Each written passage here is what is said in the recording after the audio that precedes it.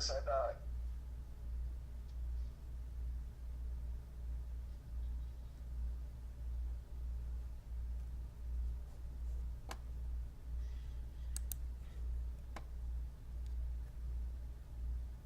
All right, just gonna make sure this live is currently coming up on Facebook, and then we'll jump right into what you need to know for tonight. We have quite a busy night ahead of us with severe weather potential. So let me just make sure we are streaming, and I'll jump into it here in just a second.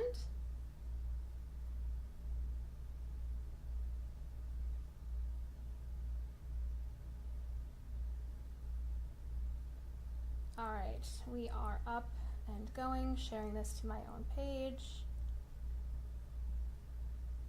Good evening, everyone. Happy Friday.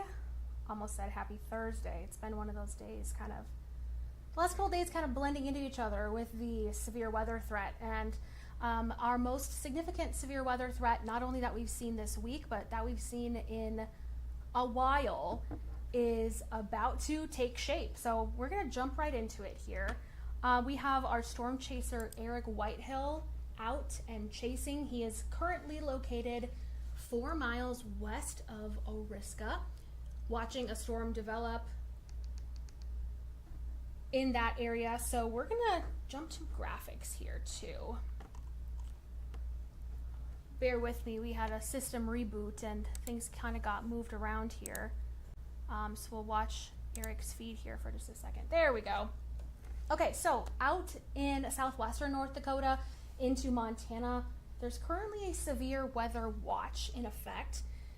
And just within the last maybe 5 or so minutes, there's been a mesoscale discussion put out from the Storm Prediction Center. We are very likely going to have a tornado watch in eastern North Dakota and parts of west central Minnesota here within the next maybe 30 minutes, if that. There is a 95% chance of a tornado watch coming here in just the next few minutes. So a watch issuance is expected this evening to address increasing severe threat. And that's exactly what we are seeing. Storms already starting to pop. You can see it a little bit here in Stutsman County. An additional new bit of information here that also came out with this mesoscale discussion, there is going to be an increase in our SPC outlook that we've been seeing. So we've been in a level 3 out of 5 risk for severe.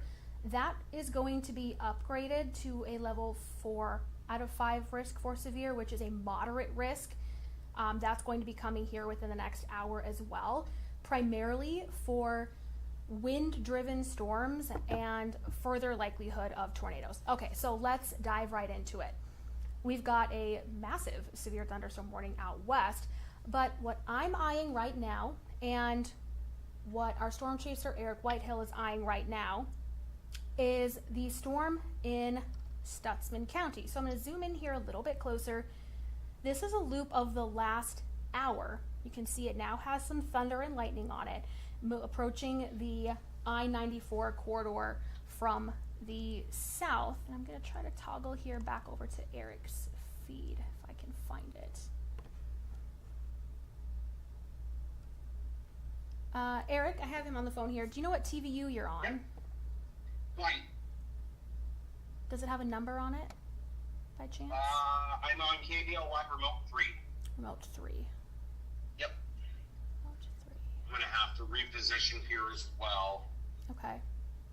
I have the cell south of Jamestown is increasing in strength rapidly.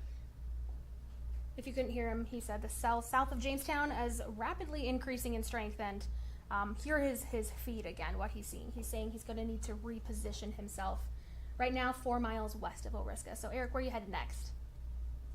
I am most likely going to get back on 94 and start to head west towards Valley City. I have to be a little careful because of the river there and trying to get across, and I don't want to get stuck west of Lake Ashtabula and then not be able to get across again. Yeah, the geography definitely makes things a little tricky. So there's that storm here on radar again, the one that he's watching. Let's look at your forecast here. Storms are starting to pop, and we're going to see them really, I've been using the word blossom, but really develop here over just the next couple of hours. All severe weather risks remain likely. We're likely going to see a couple of tornadoes, a few of which may be on the strong side. Large hail, over 2 inches in diameter, will remain possible, in addition to now an increased threat for significantly damaging winds of 80 to 90 miles per hour. That's coming out in the next hour or so. That update, that's still yet to come, so I'm not able to show you a visual of that. But this is 11:30 tonight. You can see those storms really overspreading southeastern North Dakota, pushing into the Red River Valley, southern Red River Valley, and a few more storms in west central Minnesota as well. This cluster continues into the overnight hours as well. And just heard from meteorologist Joseph Williams, he is on his way in. Big shout out to Joseph. It's his vacation, and he is coming in during his time off to help us out here. And then meteorologist Lisa Green is going to come in at 2 a.m.